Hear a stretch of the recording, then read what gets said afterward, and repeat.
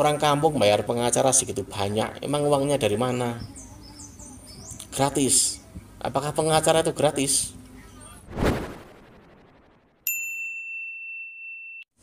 Assalamualaikum, selamat siang. Selamat menunaikan puasa di bulan Ramadan. Kalau di daerah saya ini saat ini puasanya bisa dibilang tidak hanya cerah, tapi panas. Tapi biasanya kalau panas begini, kalau malam ataupun sore itu hujan. Tempat kalian bagaimana? Pasti kebanyakan panas. Walau ini bulan Ramadan, tetap saja perpolitikan terus berputar. Jelas kabar terbaru soal Sugi Nur dan Bambang Tri dituntut 10 tahun. Lalu nanti apakah putusannya sesuai itu? Bisa tidak, bisa iya. Bisa tambah juga bisa. Ditambah juga bisa. Tapi saya akan melihatnya dari sisi yang lain. Bambang Tri dan Sugi Nur ini punya kepentingan apa? Mereka ini bukan orang partai politik. Mereka ini bukan orang LSM. Mereka ini orang yang tidak punya kepentingan apapun. Tapi di sekitar dia banyak orang yang punya kepentingan. Jelas kita semua bisa membaca. Ada orang desa, Bambang Tri orang desa loh. Sugi Nur juga orang desa. Ngapain ngurusi ijazah orang? Ngapain sampai ngurusi ijazah presiden? Kalau dipikir-pikir masuk akal enggak? Tidak masuk akal. Padahal Jokowi itu jadi presiden, dulunya itu kan wali kota. Prosesnya panjang dan banyak.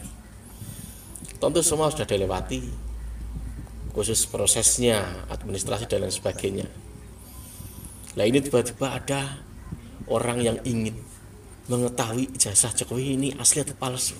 Kalau kiranya Jokowi ini tidak sekolah, tentu dia nggak akan jadi presiden. Karena syarat jadi presiden itu juga ada ijazahnya. Belum lagi kepandaiannya, kecerdikannya, dan lain sebagainya. Sesungguhnya yang orang ingin tahu ijazahnya asli atau tidak ini sebenarnya, dia itu cerdas atau tidak. kalau gerakan untuk menjatuhkan Jokowi lewat gerakan massa, demo, dan lain sebagainya sudah nggak bisa. Makanya dimungkinkan ada yang ingin berusaha menjatuhkan dengan cara-cara yang lebih halus, lebih telak. Ceritanya seperti itu. Tapi faktanya di persidangan, saksi-saksinya sangat-sangat mematahkan semua argumennya pihaknya Sugi Nur dan Bambang Tri. Politik itu penuh tipu-tipu, politik itu juga penuh kebaikan, politik itu juga penuh pengkhianatan, politik itu juga penuh kemunafikan. Dan apa? Kepengecutan. Itu jelas ada. Kalau dipikir, dicerna lagi, sekelas orang desa menggugat soal ijazah presiden, di belakang dia ada kekuatan siapa? Kalau orang biasa nggak mungkin berani, nggak mungkin seperti itu. Mendingan apa? Kerja, cari makan, cari nasi, kan seperti itu. Orang berurusan seperti itu tuh prosesnya panjang loh. Emangnya murah? Keringat, darah, air mata, terutama uang, ekonomi keluarganya, lalu makan dari mana, kan begitu? Atau mereka udah kaya raya? Yang saya lihat itu orang-orang sekitarnya Sugi Nur dan Bambang Tri.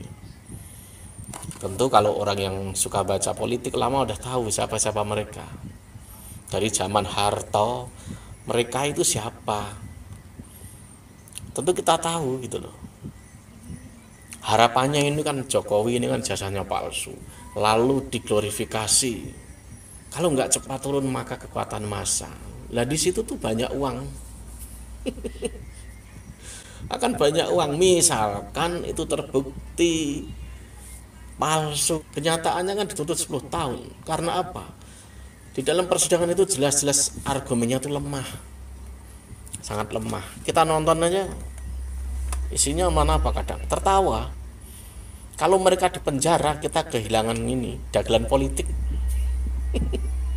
Bener loh. Kalian kalau nonton persidangan mereka itu banyak hal-hal yang bisa dibilang lucu tuh banyak. Ya bisa dibilang gregetan, juga bisa menghibur. Siapa sih orang yang mau seperti itu tuh siapa? Apakah ini ditumbalkan atau ini bisa dibilang ada keuntungan-keuntungan tertentu atau tidak, alias apa, isi pribadinya Bambang Tri dan Sugi Nur misalkan. Lalu mereka punya kepentingan apa? Apakah mereka punya partai politik? Tidak. Coba, punya kepentingan apa mereka sampai ngejar sebegitunya soal ijazahnya Jokowi? Kalau misalkan Anda berpikir ini betul-betul murni dari orang desa yang datang ke kota ngurusin ijazahnya presiden, atau Anda berpikir ini tuh ada pihak-pihak di balik itu, ya bisa saja terjadi. Orang kan nggak ada yang tahu. Saya juga nggak tahu. Tapi kalau menerka, menebak, bisa saja. Bisa saja, bisa juga tidak. Nah, harusnya ini polisi ini yang dibongkar, ini orang yang di belakangnya itu. Misalkan ada orang-orang atau pihak-pihak lain yang bermain. Orang kampung bayar pengacara segitu banyak, emang uangnya dari mana? Gratis. Apakah pengacara itu gratis? Ini videonya.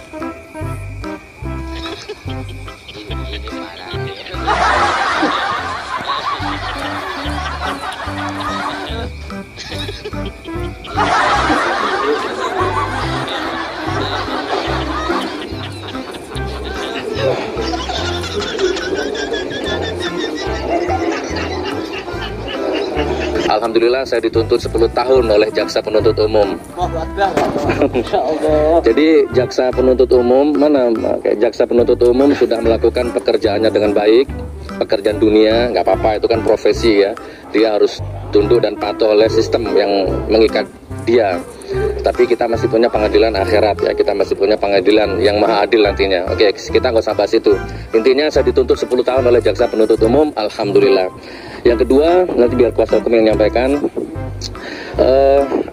Beberapa minggu yang lalu, sidang yang kemarin, saya ditanya sama JPO, Gus Nur, pendidikan terakhir apa? Saya jawab nggak lulus SD gitu kan. Entah itu jujur, entah itu sofistik, wallahualam, hanya saya yang tahu ya. Saya tidak lulus SD. Apakah saudara terdakwa punya ijazah? Tidak. Sudah jelas kan?